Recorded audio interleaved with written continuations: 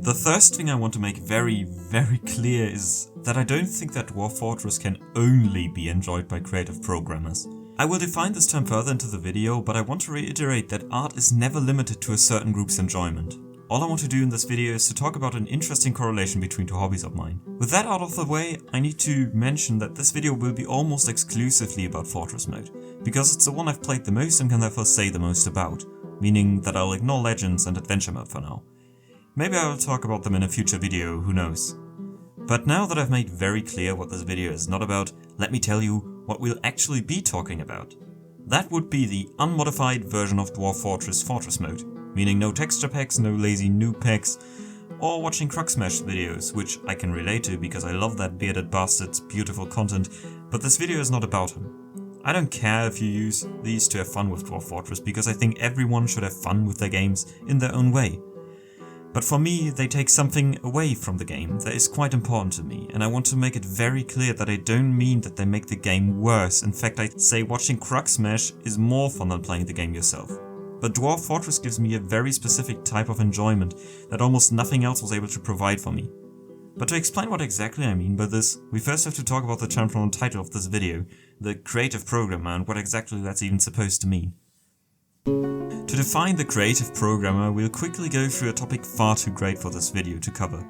I'm talking about programmer art, which in itself seems contradictory at first. Programming in itself is something that is simply used for problem solving. Or, to put it in a different manner, how do you make art with math equations? The best example for programmer art to me are SLangs, or esoteric programming languages. Now I'm pretty sure that 90% of the people watching this already know what an SLang is, so I'm going to make this part as short as I can. An SLang is a programming language designed for shits and giggles, like one of my personal favorites, Chef. It's a language that looks like a cooking recipe, yet is still Turing complete, meaning that you could technically build an entire operating system on top of it. You should never, ever do so, but it would be possible. But what does all of that have to do with Dwarf Fortress? Well, I really enjoy learning new programming languages. I get some sort of masochistic satisfaction of mastering something that, on first glance, looks like complete nonsense. And if you've ever played Dwarf Fortress without a texture pack, I'm sure you already know where I'm going with this. I mean, just look at the game. It looks so utterly weird and confusing, the interface is such a weird mess. There's so much depth between each and every pixel on the screen. I immediately wanted to learn how it all works, what all of the buttons would do, how I could shape my fortress to see what was possible. But the connections go further than just learning complexity, because you obviously don't just learn SLangs, you use them too. But using them is inherently a waste of time because there's no real goal to achieve. You have to make up your own problems and find your own solutions, just like in Dwarf Fortress where the game literally has no goal.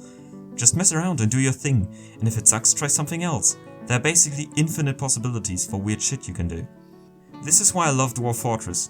It traps into that weird masochistic connection I have with SLangs and gamifies it.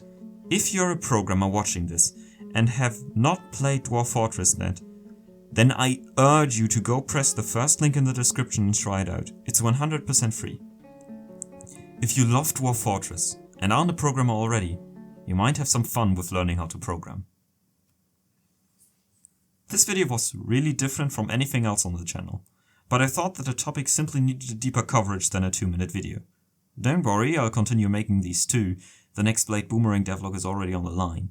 If you're new to the channel and really like this video, then fret not. I plan on making more videos like this one, because I still have quite a lot of stuff I want to talk longer about. Thanks for watching.